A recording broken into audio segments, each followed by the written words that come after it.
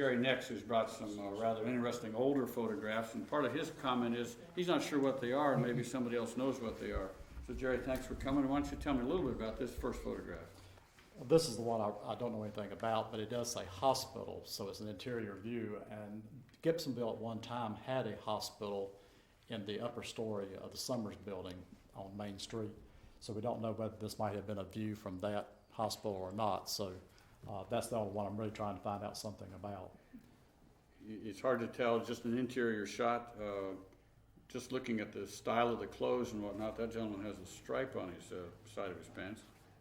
I would guess somewhere in the late 1800s, just looking at it.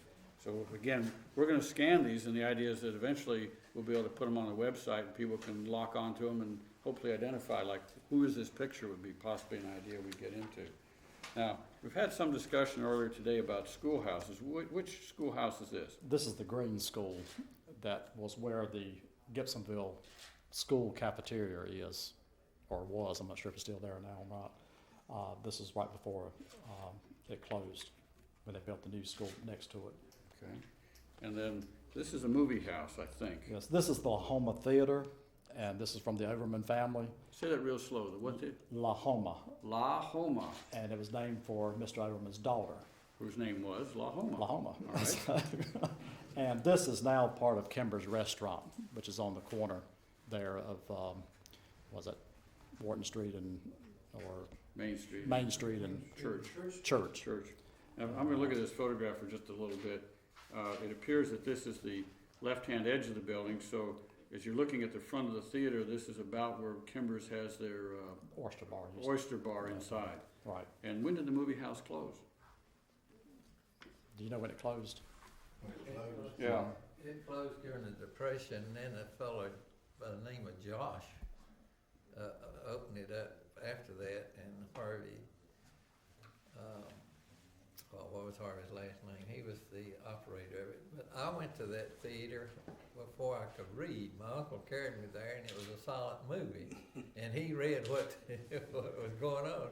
And I'll never forget the name of the movie. It's A Little Boy Blue. Now, the La Homa Theater then closed, say the Depression, 1920s or so, in the early 30s. And then what we call the Holland Printing movie house opened up after that? Yes. Yeah. So there's always only one movie house in town. Right. Now, does anybody know the story about how movies were delivered to town? Somebody opened this up again before the Gay Theater was built. All right, so it came back to life and then it faded away. Yeah. It's sitting right down here where the stoplight's at. Right, the Kimber's Restaurant. Yeah. It's in the theater. Okay. It used to sit there. And then he got a colored guy and a team of mules and moved it over to where it's at now. And drug it backwards to Yeah, that big picture I brought. I'm going to talk to you about that in just a moment. And the reason it was moved was because they wanted to put the underpass under the railroad and extend the main street. So because of that, they had to move the building 90 degrees around to the corner where it is. Now, we've got another photograph here. Do you know who and where these people are? This is the Huffman home. Mary Huffman, a lot of people would know her. This is where she was raised. And this house is still standing on Whitson Street before you get to Lashley Park. It's probably got vinyl siding on it by now. You may not recognize it. It's still wood? You would have a hard time recognizing it. All right. It's still there. Now, there are two fairly darker pictures here, but it looks like a crew doing something. What are they doing?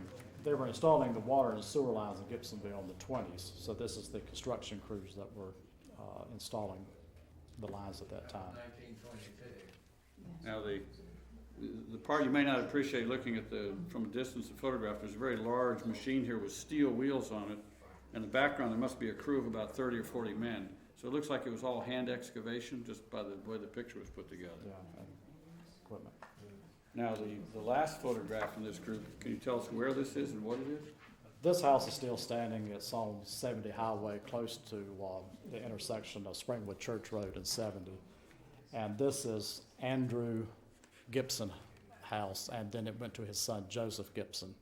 Joseph Gibson was for whom the town was named. And now it is within the city limits of Burlington, which is right across from the Gibsonville city limits. But Andrew Gibson was a Revolutionary War soldier who fought in the Battle of Guilford Courthouse. And then his son inherited this house, and he had no children.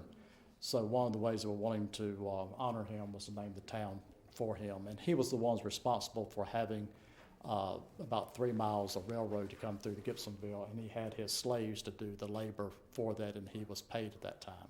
He also had a gold mine. Town considered to be one of the first industries in the town was gold mining. So the Gibsonville had. And where exactly would you say that gold mine is, Dr. Ripley? On Springwood, across from the cemetery. So every time you bury somebody in town, there's always a chance we'll hit the mother lode? Is that the idea? Okay. Well, I thank you, Jerry, for coming by with these.